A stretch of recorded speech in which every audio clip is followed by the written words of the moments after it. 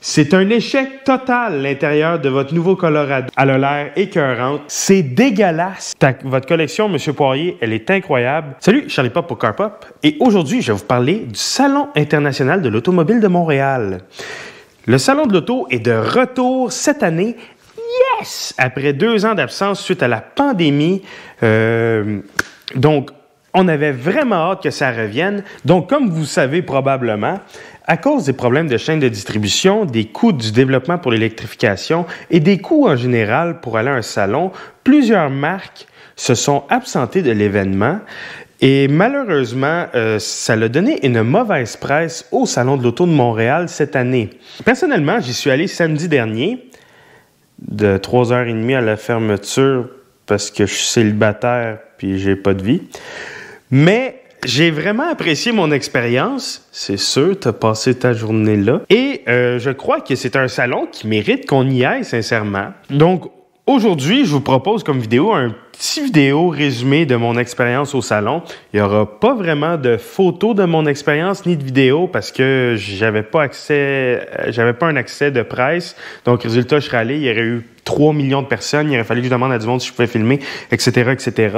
Donc, c'est ça. C'est ça. L'année prochaine, je risque d'avoir un accès à la presse. La seule façon que je puisse avoir un accès à la presse, en fait, c'est si vous vous abonnez et que vous likez mes vidéos. Fait que c'est un petit message subtil. Donc, sur ce, on se lance. Tout d'abord, on va commencer par dire les points forts du salon cette année. Le premier point fort, c'est que c'était tout dans la même salle. Et ça, là, c'est vraiment cool. J'avais jamais vécu un salon comme ça encore. Cette année, je voudrais aller au Salon de Québec, là. Mais c'est ça. À chaque fois que je regarde les commentaires sur le Salon d'auto, il y a tout le temps du monde qui sont là. « Amenez ça au stade olympique, c'est bien plus cool quand c'est dans une pièce, dans une seule pièce, etc., etc. » Puis, sincèrement, je comprenais un peu l'idée parce que je me souviens, à chaque année, c'était un trajet. Là, tu arrivais dans Lamborghini, tout le monde arrêtait à Lamborghini, puis là, tu étais pogné là. Là, tu voulais aller faire demi-tour pour aller voir de quoi. Tu pouvais pas. C'était l'enfer. Mais là, cette année, c'est dans une salle et franchement, c'est vraiment cool. J'ai adoré ça. Je vais me promener où je voulais. Je pouvais aller voir telle affaire, telle affaire, telle affaire. J'y allais. C'était vraiment cool. Je voulais prendre une pause des marques génériques, aller voir quelque chose de plus spécial. Ben j'y allais tout simplement. Franchement, ça fait du bien. On a plus une impression de liberté. On se sent pas poussé à devoir aller à telle place, aller à telle place. Vraiment, prenez-en note, les organisateurs du Salon de l'Auto. C'est vraiment cool que ce soit dans une pièce. Le deuxième point fort cette année, oui, on n'a pas toutes les marques, mais les voitures exotiques cette année, wow! Sincèrement, là, c'est l'année du Salon de l'Auto pour aller voir des voitures exotiques. Il y en a beaucoup, un vaste choix. Et étant donné que c'est dans une grande salle, ben, il y a de la place pour les voir. Il y en a qu'on peut pas approcher beaucoup, mais on peut vraiment aller faire le tour des véhicules, les voir à 360 degrés pour la plupart. Vraiment là-dessus, c'est vraiment cool. C'est la meilleure année pour aller voir des voitures exotiques au Salon de l'Auto. Un autre point fort, comme j'ai dit plus tôt, il n'y avait pas toutes les marques, mais les marques qui étaient là sont allées all-in. Il y avait tous les modèles qui étaient disponibles en 2023 à vendre pour chaque marque qui était là.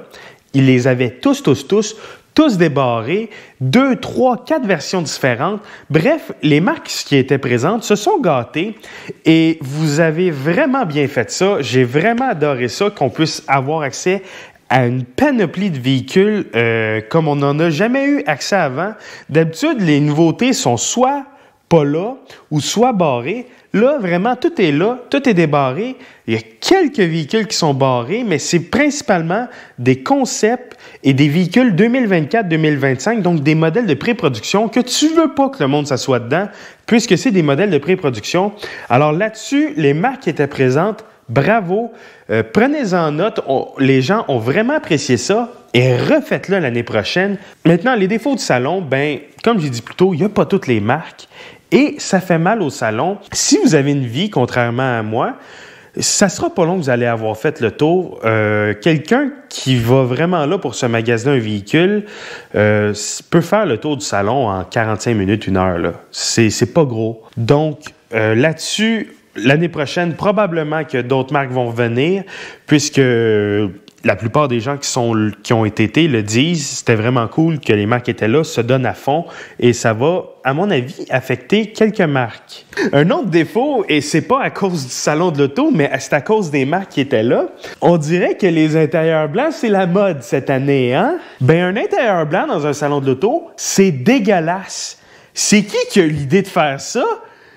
Il y a 500 000 personnes qui s'assoient dans l'auto à chaque jour. Pensez-vous vraiment que l'intérieur va rester blanc? C'était dégueulasse. Ne faites plus jamais ça. C'est dégoûtant, surtout qu'on sort de pandémie, puis là, tu vois les traces de main de la personne, les traces du derrière de l'autre. C'est dégueulasse. Faites plus jamais ça. Moi, quand je vais au salon de l'auto, je vais pas juste pour regarder les nouveautés. Moi, je vais vraiment m'asseoir dedans et les étudier. C'est pour ça que je passe une journée là. Colin, j'ai pas de vie. Maintenant, je vous propose de faire le tour marque par marque et je vais vous dire, à mon avis, leurs points forts, leurs points faibles au salon de l'auto. Donc, quand je suis rentré au salon, première chose qu'il y avait, à droite, Buick, à gauche, Toyota. Donc, tout d'abord, Buick. Buick, je me suis pas trop attardé à Buick. Parce que c'est une marque qui, à mon avis, est morte. C'est pas une marque qui se vend beaucoup au Québec et c'est pas une marque qui est très intéressante en ce moment. La raison principale pourquoi Buick est encore vivant, en fait, c'est qu'en Chine, c'est la grosse mode Buick. Les Chinois adorent Buick. La seule chose que j'ai pris le temps de regarder chez Buick, c'est le concept Wildcat, qui est, à mon avis, quelque chose que Buick devrait faire au plus sacrant, puisque ça sauverait la marque. Le concept est vraiment cool, ça a de la gueule. Je trouvais par contre, ça va être le défi de Buick. La table sur laquelle le Buick Wildcat tourne trop vite. Tourne vraiment vite pour un présentoir, sincèrement. D'habitude, j'ai l'impression que ça va un peu moins vite. Mais en tout cas, c'est ça. Buick, je me suis pas trop attardé. Ensuite, Toyota. Point fort, Toyota avait toutes les versions de la Prius qui étaient là. La régulière, la all-wheel drive et la Prime. Franchement, la nouvelle Prius, je trouve que c'est un véhicule formidable.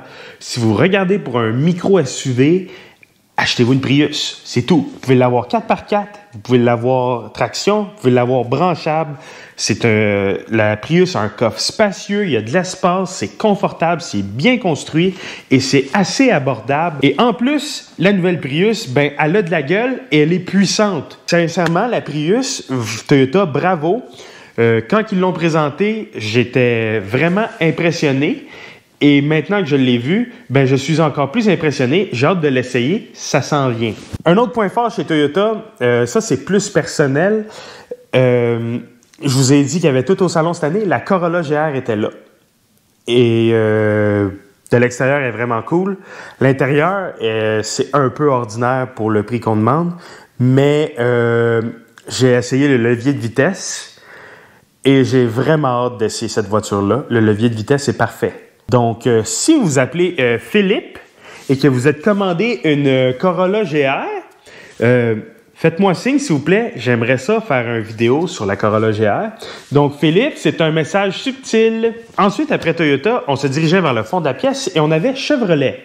Chevrolet avait amené tous leurs véhicules 2024 en présentation. On ne pouvait pas s'asseoir dedans, mais tout était en présentation. Bravo Chevrolet. On avait le Silverado EV, on avait le Blazer EV, on avait le Equinox EV. Franchement, bravo Chevrolet. Là-dessus, c'était génial. Maintenant, Chevrolet avait aussi le nouveau Colorado 2023 que personne n'a encore essayé, qui n'est pas encore disponible nulle part. Ben, personnellement, j'ai pas hâte de l'essayer après ce que j'ai vu. L'intérieur du nouveau Colorado est catastrophique. Le plastique à l'intérieur, c'est un gros retour en arrière. Chevrolet avait commencé à augmenter la qualité de leurs intérieurs dans les dernières années.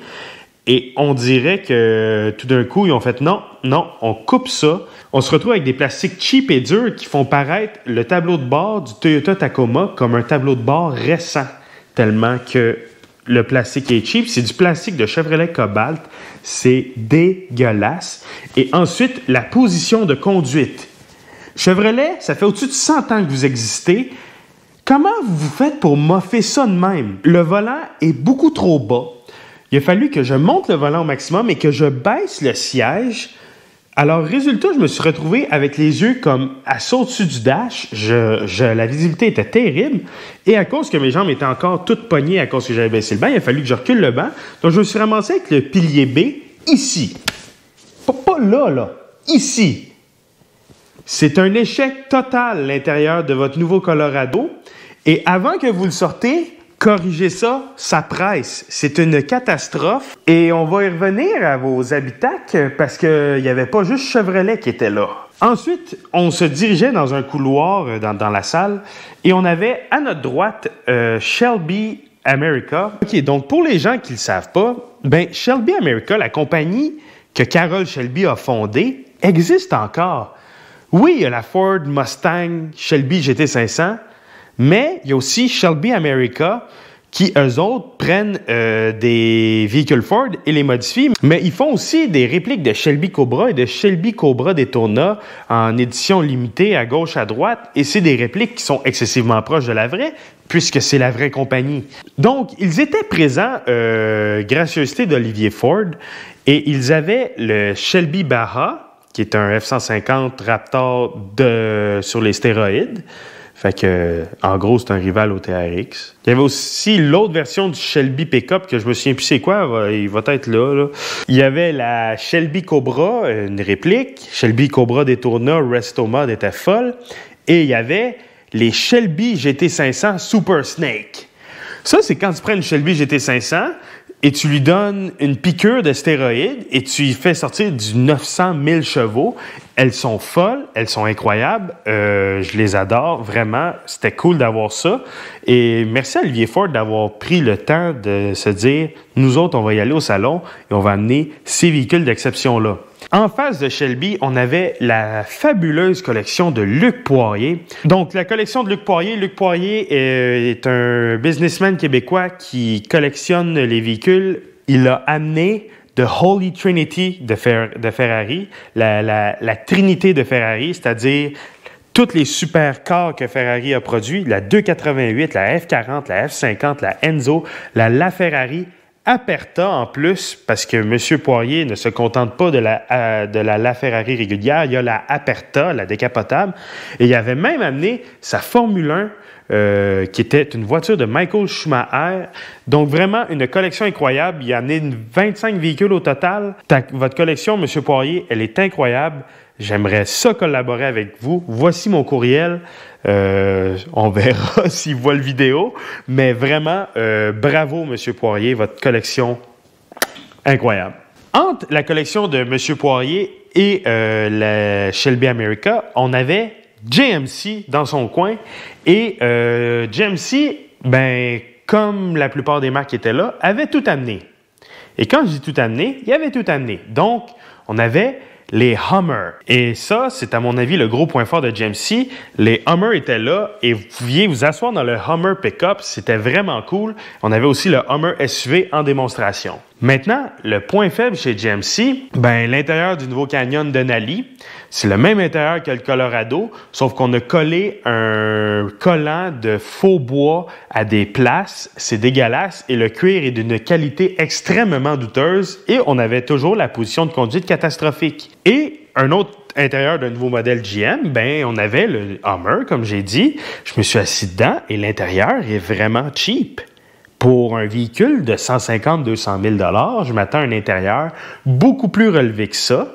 Et en plus, on l'avait pris blanc, fait que ça ne l'aidait pas. L'intérieur était sale, mais sale. Si c'est un client de GMC qui a prêté son Hummer pour le salon de l'auto, je me sens excessivement mal pour vous. Votre intérieur est souillé, c'est dégueulasse.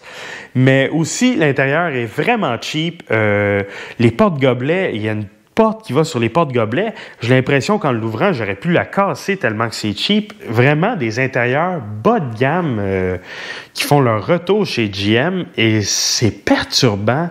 GM, si vous m'entendez, corrigez ça, ça presse, là. C'est pas beau ce qui s'en vient.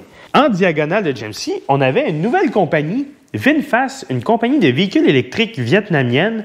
En fait, ils ont commencé par faire des véhicules à gaz. C'est une marque qui est assez populaire en Asie et qui arrive en Amérique du Nord. On avait le VF6, VF7, VF8 et VF9.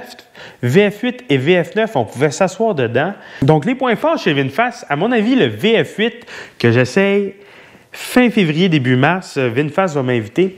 Le VF8, ça s'annonce assez intéressant. On a un bon prix, on a un bel intérieur. J'ai hâte de voir ça. Le gros défaut de VinFast, c'est à mon avis l'intérieur du VF9 parce que c'est le même intérieur que le VF8. Et c'est comme si on avait un intérieur de Mercedes-C dans une Mercedes S. Ça fonctionne pas. Il n'y a pas plus de quoi que ce soit dans l'intérieur du VF9. C'est vraiment le même tableau de bord. En fait, j'ai l'impression que le VF9 est une version grossie du VF8.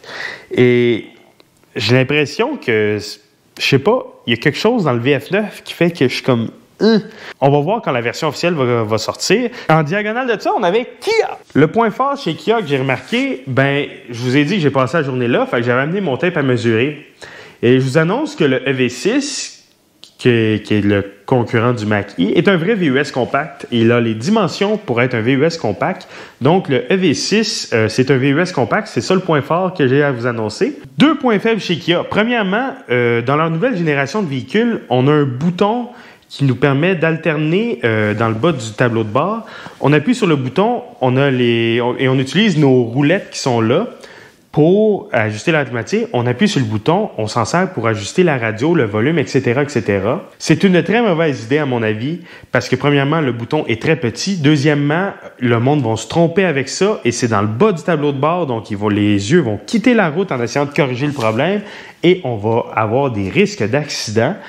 Et troisièmement, c'est du très mauvais cost-cutting, sincèrement. Là. C'est une très mauvaise façon de couper les coûts de production. Juste enlevez-moi ça.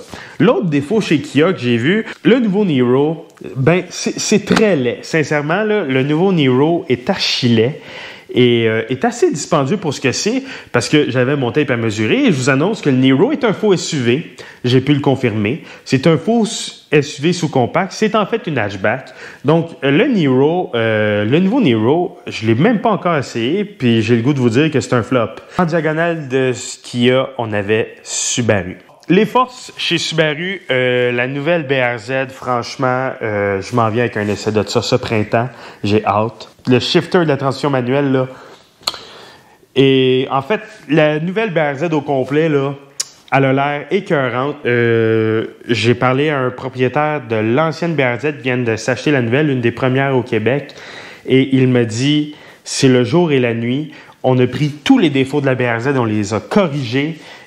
Il dit que c'est une voiture qui est assez incroyable. Je suis vraiment curieux de l'essayer et j'ai peur de l'essayer en même temps parce que je vais peut-être en acheter une. Elle est vraiment abordable en plus, Monac. Sinon, les défauts chez Subaru, j'en ai 3 à donner. Premièrement, votre gamme de véhicules commence vraiment à ne pas se démarquer. Subaru, là, il va falloir que vous commencez à pousser sur le crayon. Là. C'est assez l'évolution. Là. On révolutionne un peu, s'il vous plaît. Deuxièmement, la WRX, je me suis assis dedans. Premièrement, Colin qui est laide. Elle est tellement laide. Genre, je suis un gros fan de la WRX, là. Je suis un fan fini de la WRX.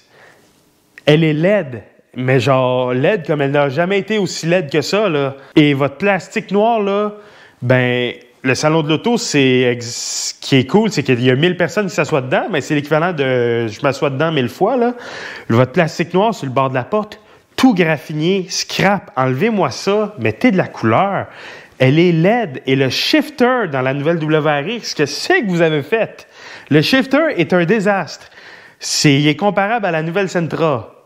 Même là, je pense que la Sentra est meilleure. Et le plus gros point faible de Subaru, c'est la nouvelle Subaru Impreza 2.5 TS, ARS. Vous avez fait un gros doigt d'honneur à vos fans de la marque en faisant ça, Subaru. Premièrement, vous l'avez annoncé au Salon de l'Auto de Los Angeles et nous avez présenté cette image-ci où on voit très bien ça, la shape d'une Subaru Levorg, et vous nous sortez une foutue Impreza hatchback. Ça n'a pas passé, premièrement. Deuxièmement, la 2.5 RS, par le passé, c'était une WRX sans la mécanique de la WRX, c'est-à-dire on avait la suspension, les freins, mais on n'avait pas le moteur ni la transmission. Là, vous nous présentez une Impreza régulière avec un moteur 2.5 et vous nous dites la 2.5 RS, changez-moi le nom, appelez-moi ça 2.5 TS. C'est extrêmement fâchant. Fait que voilà, le méchant sorti d'un ex-fan Subaru. Faut que vous fassiez de quoi Subaru, sincèrement, parce que vous m'avez perdu, ça fait une couple d'années, et vous êtes en train de perdre le reste, là. C'est fou, là. En diagonale de Subaru, on avait Cadillac. Le point fort de Cadillac, c'est que, encore une fois, toute la gamme était là. Il y avait la CT5V, la CT4V, et on pouvait s'asseoir dedans. Bravo Cadillac d'avoir amené ça. Et on avait aussi le Escalade V. Le monde était fou autour du Escalade V. Il y avait deux véhicules qui attiraient vraiment l'attention chez Cadillac. Le Escalade V, je veux dire, ils ont mis un véhicule de 200 000 $ à la disposition de n'importe qui. C'est quand même fou. Et la nouvelle Cadillac Lyriq, qui est le point faible de Cadillac à mon avis. On regarde les photos de l'intérieur que voici, et c'est vraiment joli. On voit qu'il y a du métal, etc., etc. Vous vous mettez à toucher au métal qu'il y a dans cette voiture-là. C'est du plastique, du Dolorama. Tu pousses dessus et ça craque. Vraiment, je suis déçu de l'intérieur de la Cadillac Lyriq. GM, vous me faites peur en ce moment. J'ai l'impression que tout ce qui est nouveau modèle 2022 et plus, vous vous mettez à couper à nouveau à l'intérieur, mais couper avec des plastiques cheap qu'on voyait dans les années 2000. Là. Et vraiment, vous me faites peur. Là. Faites pas cette erreur-là. Je vous le dis, retournez pas en arrière. Les gens vont s'éloigner de votre marque à nouveau et vous venez d'investir des milliards de dollars dans la technologie Ultium. Ça ne serait pas le temps de commencer à perdre des clients.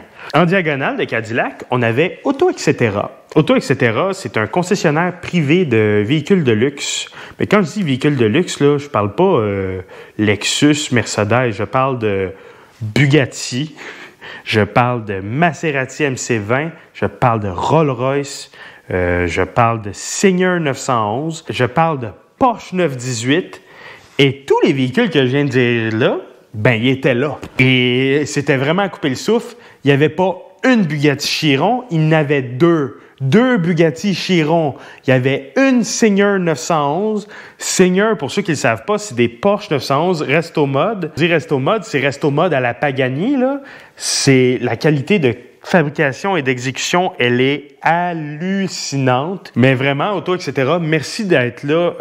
Vraiment, vous avez amené des véhicules spectaculaires. Et encore une fois, comme j'ai dit au début de ma vidéo, on rehausse la game pour tout ce qui est véhicules exotiques à Montréal. À côté d'Auto, etc., il y avait Nissan et leur Adrénologie. Le gros défaut du kiosque de chez Nissan, c'est votre maudite vidéo qui roule en boucle, qui parle de l'Adrénologie de Nissan. Les gens qui travaillaient à ce kiosque-là, ou même chez Hyundai et Cadillac qui est en face, vous êtes d'une patience incroyable. J'étais plus capable de l'entendre. Tu es en train de faire le tour du salon de l'auto, tout ce que tu entends, c'est Adrénologie Nissan. Adrénologie Nissan. Oh mon Dieu! Je sais pas comment vous faites. Le gros défaut de Nissan, il n'y en avait pas vraiment. Vous aviez vraiment un kiosque intéressant, Nissan, à part votre maudite Adrénologie, puis le monde qui était pogné à porter des sarraux toute la journée au salon de l'auto. Sinon, tout était à la coche. Le point fort, l'Aria, qui a un nom bâtard, j'en reviens pas que Nissan est associé avec Renault et que Renault n'a pas dit Aria en français, ça veut dire un paquet de troubles. Mais en tout cas, l'Aria de Nissan est un produit qui s'annonce excessivement intéressant, un VUS compact, beaucoup d'espace, vraiment, Nissan, vous rentrez fort avec l'Aria, j'ai hâte de l'essayer. En face de Nissan, on avait Hyundai. Et Hyundai avait tout amené, eux autres aussi. Ils avaient amené un concept, le Hyundai 7, qui va être un utilitaire 7 places électrique. Et ils avaient aussi amené la Ioniq 6, qui est une voiture 4 portes qui va venir concurrencer la Tesla Model 3. On ne pouvait pas s'asseoir dedans puisque c'était un modèle de pré-production, mais elle était là. On pouvait carrément marcher à côté. Par contre, c'est un véhicule qui s'annonce assez intéressant. Point fort chez Hyundai, j'avais amené mon tape à mesurer. Le Ioniq 5 est un VUS compact. Je vous l'annonce, c'est un VUS électrique compact. On a de la garde au sol, on a 1,80 m de valise. C'est un VUS compact. Et je trouve que l'ergonomie est assez intéressante. Il y a quelques lacunes aussi. J'ai hâte de l'essayer, le Ioniq 5. Faiblesse chez Hyundai, j'ai pas aimé les sièges de l'Elantra N, mais ça, c'est un goût personnel. Et le Hyundai Venue, c'est quoi ça? Je peux pas croire que notre société accepte un véhicule comme le Hyundai Venue, comme VUS. C'est juste prendre une Hyundai Accent puis la rendre plus polluante. C'est inacceptable. Côté de Hyundai, il y avait Lexus. Lexus, les points forts, on avait amené tous les nouveaux véhicules. Encore une fois, super génial. Mais le gros point fort, c'est le LX600H. L'intérieur du Lexus LX600H est complètement fou. C'est le plus bel intérieur qu'on pouvait s'asseoir dedans au salon de l'auto. La qualité de finition est exemplaire. Les options, c'est complètement déreinté. Vraiment, Lexus, votre nouvel intérieur, avec votre nouvel écran, c'est vraiment super. Le défaut de chez Lexus, les anciennes intérieurs, s'il vous plaît, mettez l'intérieur de la IS à jour. Cette voiture-là pourrait redevenir compétitive si elle avait juste un intérieur à jour. Alors, amenez-nous des nouvelles intérieurs Lexus, s'il vous plaît. En diagonale de Lexus, on avait Tesla. C'était pas la marque qui était là, mais plutôt le concessionnaire Tesla qui avait amené des véhicules. Merci d'avoir pris le temps d'amener des véhicules. Les gens capotaient sur les véhicules Tesla. Il y avait du monde à ce kiosque-là. C'est fou. Les points forts, là, c'est ma grande maturité qui embarque. Quelqu'un avait changé toutes les klaxons pour des bruits de pète. J'ai trippé bien raide là-dessus. Les points forts de chez Tesla, on avait amené le modèle X avec les Falcon Door. Le monde tripait bien raide. Les points faibles, je voudrais pas acheter une Tesla qui est allée au salon de l'auto. L'intérieur mange une volée. Votre finition intérieure, Tesla, n'est pas au niveau du tout et le salon de l'auto fait juste la mettre en valeur, là. Et finalement, à la sortie, on avait Lamborghini et Lotus. On va commencer par parler de Lotus. Lotus avait amené la nouvelle Emira, qui est le seul modèle qui est offert en ce moment. Les points forts de la Emira, c'est que c'est une Evora qui est modernisée. Les points faibles, c'est que c'est une Evora et que l'Evora était plus belle. Et un autre point faible, c'est qu'on réalise en regardant l'Emira et son prix qu'elle n'est plus compétitive du tout. L'avantage de Lotus, c'est le poids, mais la Evora / Emira n'a jamais été une voiture hyper légère. Et surtout, dans le cas de l'Emira, on est rendu à 1400 kg. C'est le poids d'une Corvette, c'est plus cher qu'une Corvette et c'est moins puissant qu'une Corvette. On est rendu là, malheureusement, Lotus, vous êtes plus compétitif et il faudrait que vous rameniez votre ancienne philosophie de poids léger, poids léger, poids léger. Si la Emira pesait 300 kg de moins, ça serait une voiture qui serait extrêmement compétitive, extrêmement intéressante et qui se démarquerait en ce moment, surtout, puisque la voiture la plus légère qu'on peut s'acheter en ce moment au Québec, c'est la Mazda Miata avec 1060 kg. Alors, franchement, Lotus, vous êtes en train de perdre la face carrément. Vous êtes en train de perdre votre réputation. Et je veux pas être méchant, mais je prédis pas un grand succès pour l'Emira, là. Je prédis une catastrophe, en fait. Du côté de Lamborghini, encore une fois, on avait tout amené. Mais quand je dis tout amené, là, on a amené des véhicules que je savais pas qu'il y avait à Montréal. On a amené la Huracan STO, la Ventador Ultima, on a amené le Urus Performante, et on a amené la Countach et la Sian. Vous m'avez bien compris, la Countach et la Sian, deux hyper voitures extrêmement rares et dispendieuses en production limitée. Donc, je vais commencer par le point faible de chez Lamborghini, le Urus Performante. On dirait une version Ticoun du Urus. Vraiment, c'est très laid. On a un genre de body kit avec des morceaux de carbone puis tout. Ça fait vraiment Need for Speed 2001, là. J'ai vraiment pas trouvé ça beau. Déjà que le Urus est pas beau. Là, ça fait vraiment « Yes sir, je m'appelle Michael puis je vends de la poudre, ça à Longueuil, là. » C'est vraiment pas beau. Les points forts, la Sian, elle a de la gueule, elle a un look futuriste, mais la Countach, là, en photo, elle est cool. Mais en vrai... elle est à couper le souffle. Côté voiture exotique, c'est mon coup de cœur du salon. Elle est vraiment, vraiment folle. En plus, elle est orange avec des mags or à Montréal, là. Elle est folle. Vraiment, j'adorais ça. J'adore le look de la nouvelle Countach. Donc, c'est ça. Un salon de l'auto assez petit, mais très intéressant. J'espère l'année prochaine que je vais pouvoir aller filmer durant la journée pour les médias, les journées de presse, qui sont 2 jours avant l'ouverture. Et donc, il n'y a pas de monde. Je vais pouvoir filmer ce que je veux. Donc, le salon de l'auto de Montréal, je vous dirais, allez-y. Vraiment une expérience intéressante. Les prix sont quand même assez abordables. 18 $ pour une sortie. Vous pouvez passer la journée là. Vous pouvez essayer des véhicules électriques. Vraiment, malgré que toutes les marques ne sont pas là, c'est un salon qui a été fortement intéressant et je vous conseille d'y aller. Il reste un week-end. Go!